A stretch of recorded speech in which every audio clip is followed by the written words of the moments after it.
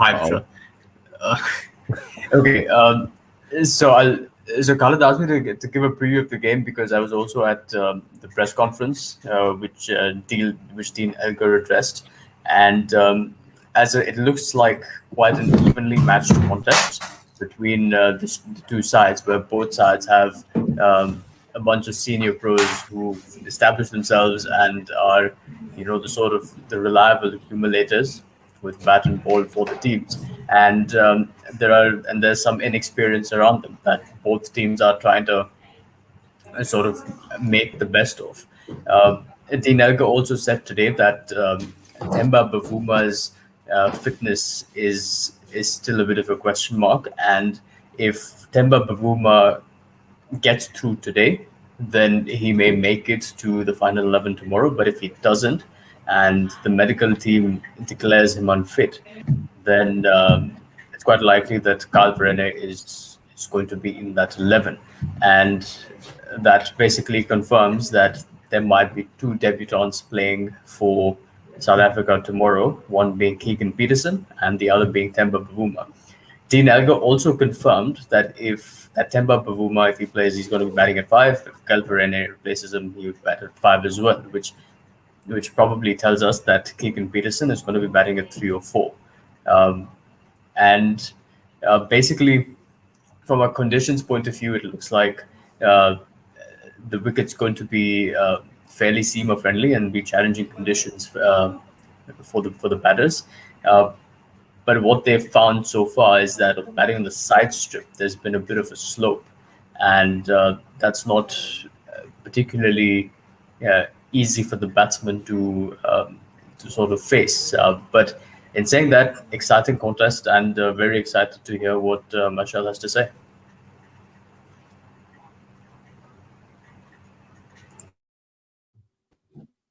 Yeah, whilst do you know, I'm gonna chip in because I think Khalid's having some connection issues, so let's just keep going till Khalid's sorted. And I'm really glad actually to hear. No, I'm not glad. Let me take that back. I'm interested by that news. Because I haven't watched the Elgar press conference back yet, and in the build up to this series, I've been saying that South Africa's batting lineup is probably as inconsistent as ours, and I would say that I would kind of urge people not to get too. And from a West Indian perspective, not to get too excited about what we've done in Bangladesh and what we did at home versus Sri Lanka, because with all due respect to those sides, we haven't faced a bowling attack like South Africa's. So as much as we might have turned up and kind of shocked the cricket world in terms of what we did in Bangladesh, and yes, we put up some good totals versus Sri Lanka, I think this tour is ultimately going to be decided by whose bowling attack shows up best, because I'm not convinced by South Africa's batting lineup, but I'm equally not necessarily convinced by our own against the three quicks. Even before I start talking about Mulder and whoever else might have a bowl as well. So yeah, it's very much for me a battle of potentially two brittle batting lineups, which is why the selection for the first test is going to be quite crucial from the West Indian perspective in terms of how deep will we let our batting go to try and counteract the threat, certainly, of the top three pacers. Yeah, so just to add or to ask a question on your batting lineup, or at least the competitions that we're going to expect throughout the series. Obviously, we're expecting KG to face up to Captain Brathwaite, but there'll probably be other competitions throughout not just the match, but the entire series. And I just want to know, where do you think the debutant, Jayden Seals, how do you think he's going to add to this bowling attack of the West Indies? Because obviously you're going to have to bowl as well. So this is a good question, because I'm not as convinced as many. Oh, sorry, let me start again. Initially, I wasn't as convinced as many that Jayden Seals was going to debut tomorrow. But as the day's gone on, I've started to understand why everyone's saying he is going to debut. So firstly, let me just briefly explain why I think he may not debut. He's 19 years old. He's 19 years old. He's played one first-class game. No, okay, that's a lie. He played some against New Zealand A when we were out in New Zealand. He's played these best versus best games, which effectively are first-class games in the Caribbean. But ultimately, he's inexperienced. And Shannon Gabriel's out, and I don't know.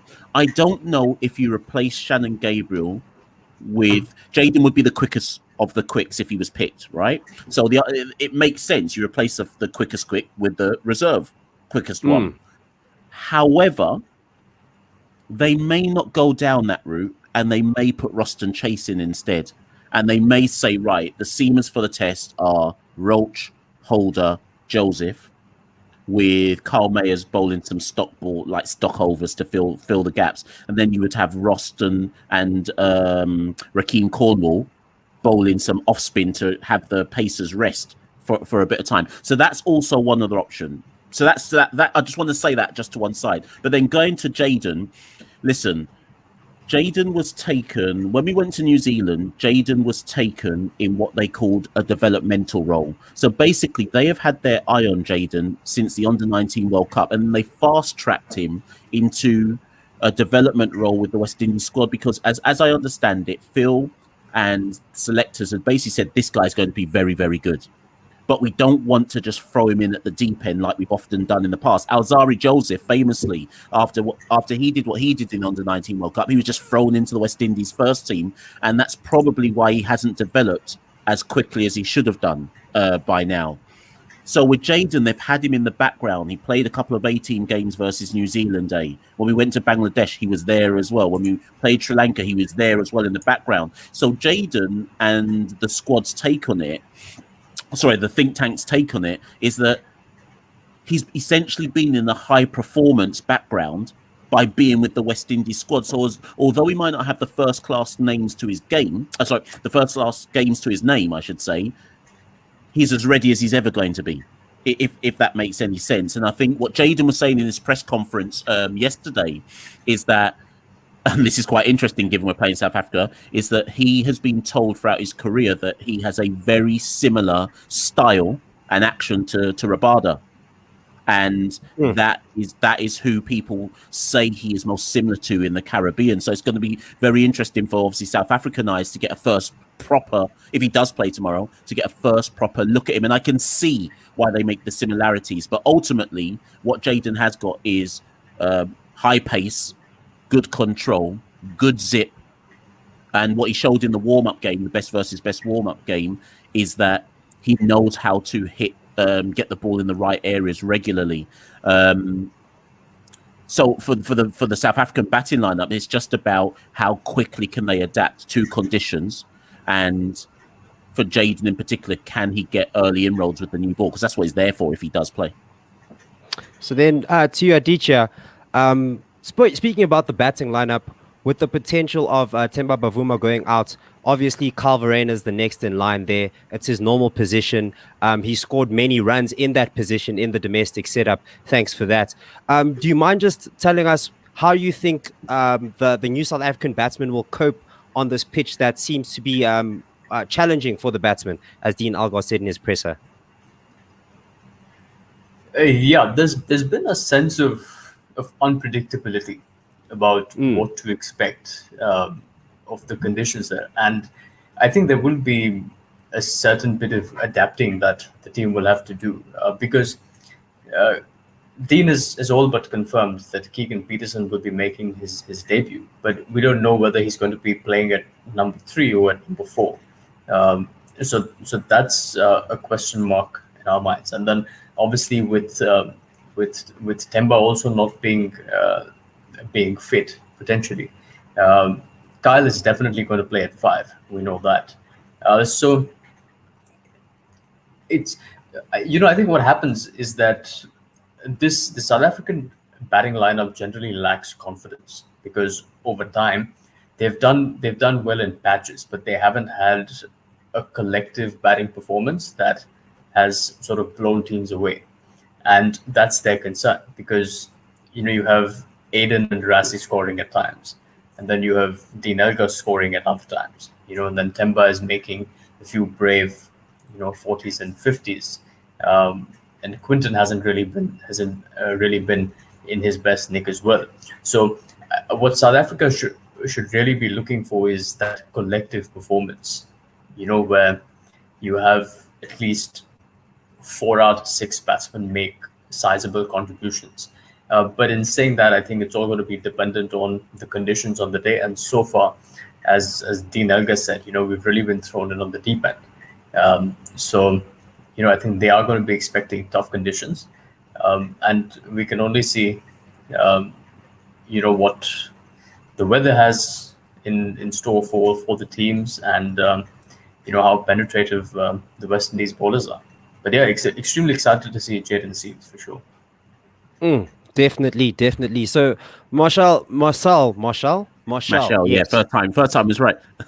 Oh, fantastic. I should have just backed myself. I have the confidence of the South African batting lineup. That's what it is. So I just want to know your experience with St. Lucia, where they're going to be playing. Since West Indian batsmen are also going to be batting on that same pitch, as you said, against a very experienced bowling attack, if anything.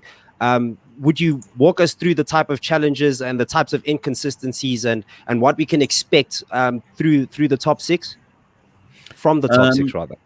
Right. So, first things first, just in terms of St. Lucia, it's a pacer's wicket, most certainly. And historically, it's a pacer's wicket. And that's also why I think people have been telling me that Jayden will play. I get it, because if you're going to play a pacer, you play him at St. Lucia. And it's not as stereotypical as other grounds where it's slow and it's a bit low and the zip's not there.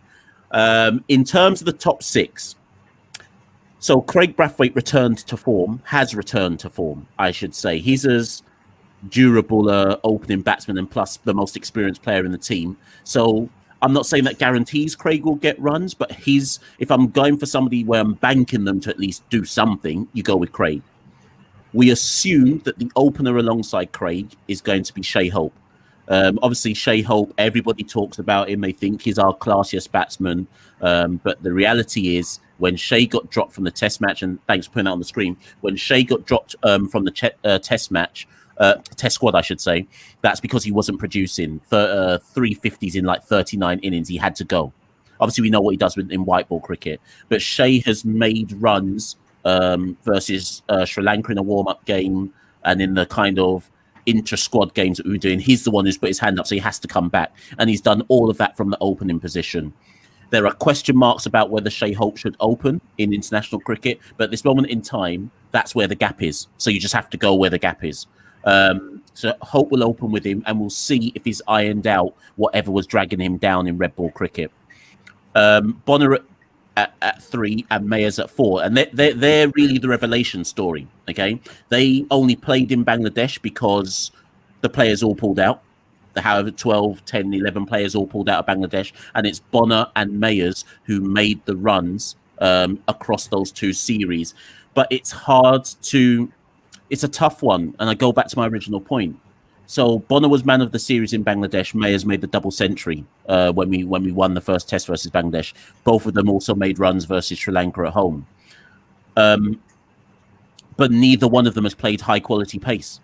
So it's so hard to say, just because they've had a good start to their international career, but now you're about to play 3 pacers who are as good as an England, a New Zealand, an India. I don't care what anyone says. On form, those 3 are as good as whatever any other team claims they've got as well. So really the question mark is, are those 3 on form? And if they are, I think some of our batsmen are about to, apart from Craig, who's seen them before and played them before, they're about to face a level of pace that they're possibly not used to. Obviously, then you've got Jermaine Blackwood at 5. He's very much a fight fire with fire. I love Jermaine Blackwood. I know he gets a lot of stick because people still think he's quite irresponsible. He's come back to international cricket, and against England and New Zealand, he showed that he can bat time. But Jermaine Blackwood's main modus operandi is that if he feels bowlers are getting on top of him, he counterattacks. Almost like a Quinton de Kock in some senses. Like Quinton to me is a counter-attacking batsman. Exactly. That's how I see him. So Jermaine, I expect to fight fire with fire. And then the question mark comes, if Jayden does play, the question mark comes in that we will have Jason Holder at 6. Now, Jason Holder needs no introduction. Everyone knows about Jason. But I've always wanted Jason Holder to play in the top 6. I think he's actually probably technically our best batsman, believe it or not. But the runs. Exactly. But the question mark is, and thanks for putting up the team, if Jason is at 6 and the team is collapsing, all of a sudden, and I know we back down to Rakeem Cornwall at 9, but I hope the people listening can understand why you could suddenly go from, like, with Jason in at 6, 100 for 5 or 100 for 4 to suddenly 160 all out.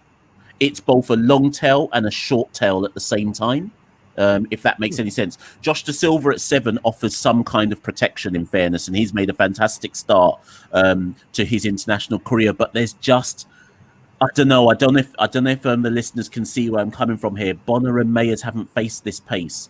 Jason Holder's usually, up until recently, he's always batted at 7 because we are worried about our top 6. When you suddenly now put him in the top 6, you're suddenly saying everyone's got to produce. Do you get what I mean? You don't have the insurance policy anymore. And that's asking quite a lot of Alzari Joseph and Rakeem Cornwall at 8 and 9, who in fairness have shown that they can bat. Rakeem Cornwall got 250s versus Sri Lanka. Alzari Joseph got an 80-odd versus New Zealand. These two can bat. But again, we're about to find out how well can you bat, though, when it's a high-quality bowling attack. So it's both positive, but also, and I feel like you're in the same position as South Africa. There's positives there, but there's a whole lot of question marks. And I hear you talking about Peterson and Varane if he plays, but you probably have the same kind of question marks. They're coming into foreign conditions, so they are probably, and I'm listening to what you're saying, and they're undoubtedly their quality, but they also are suddenly facing conditions and bowlers they've never seen before. That's both a strength and a weakness.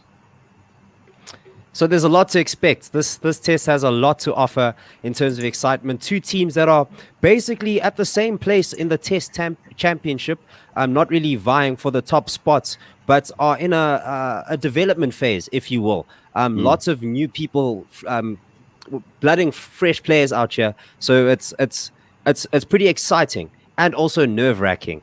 But Aditya, talk us through the whole Test Championship dynamic and how teams, obviously these teams want to win. Both teams want to win. West Indies don't want to lose at home, and South Africa, we're basically desperate for a win now. Mark Boucher, his job will come up to question if he's not producing results. So how do you think these types of things are going to play out in the test rather? Well, I guess a couple of things there. Now it's about, for both teams, it's about planning for the next World Test Championship and getting together a sort of template whereby the pattern in international cricket has been that teams generally dominate at home but struggle to succeed overseas. And with both teams, they'd want to be in situations whereby they've got enough confidence that their home conditions can be a fortress for them. And, they can at least preserve the points that they can get at home. And if you go overseas, you do the best you can. Now, right now, we've got India and New Zealand ready to play the final of the World Test Championship. And both teams, and obviously because of COVID and other factors, the way the point system has gone has been sort of inconsistent. And I think at this point, we just need to sort of enjoy the glamour of the final of the World Test Championship. But going forward, hopefully with COVID not going to play as much of a role anymore with the next 2 years or so, what both teams will hope is that they can create the score whereby they have the nucleus to really, build a team that can succeed in all conditions. Because ultimately, they're going to have to win at home, certainly, and a lot away to be able to make it to that final 2 spot. No doubt about it. But it's time that we wrap up here. So I quickly want to get predictions from the gents here. How do you think we're going to fare through these 2 tests, considering all the things we've just spoke about, considering that it's going to be the same stadium that they're going to be playing at over 2 tests, so pitch deterioration, all that jazz. Who do you think is going to come out on top, Machel? Listen, This is the first time I've seen us play South Africa where I honestly think we're favourites. um, You know, so, um, but but luckily I have ingrained West Indian pessimism, so I'm gonna go 1-1. But genuinely, I mean it when I say that I honestly think this might be the weakest South Africa side that I've seen us play. Yeah, since that, personally, in my life, that I've ever seen us play. So, if we won it, I wouldn't be surprised, but I think it'll probably be 1-1. 1-1. That's not a bad prediction at all. And Aditya? Okay, I think this is going to be unbiased, but I think I'm going to go with 2-0 South Africa, and I say that only because uh, I think generally the South African top six is a bit more experienced, and even though they have been inconsistent over a period of time, I think they have the potential to score enough to be able to make a winning total. And I think the bowling lineup is also a bit more experienced than the West Indies bowling lineup. I think losing Shannon Gabriel is a bit of a blow to the team. But in saying that, I do think it's going to be one of the more evenly contested series between South Africa and West Indies. But in saying that, I think, Masha, one of the things that you said earlier was about almost comparing the actions of Jayden Seals with Kaki Sorabada. And interestingly, when I was covering the press conference that Dean Elgar gave today, he compared Jayden Seals with Lungi Ngidi. He drew Interesting. parallels there. So that was his reference, and obviously a lot of the footage that he had access to was from the CPL. But yeah, I just thought that I should point that out. Um, yeah, but one more thing is that I hope South Africa are less conservative in the way that they really go about their business, because I asked the question that will they factor in the weather in in how they really strategize, because the weather has been inconsistent. And Dean Elgar's response was that that's really out of our control, and we're not going to really play the weather. But I'm not sure that that was the ideal approach, because if you look at the recently concluded England versus New Zealand game, but New Zealand also wouldn't have played the weather as such, but their strategy did sort of change when the rain came about, and you saw that there was an aggression in the batting, and there was that bold declaration. So there was an effort to win that game, and I hope that South Africa thinks along similar lines, assuming weather plays a part in the Test series.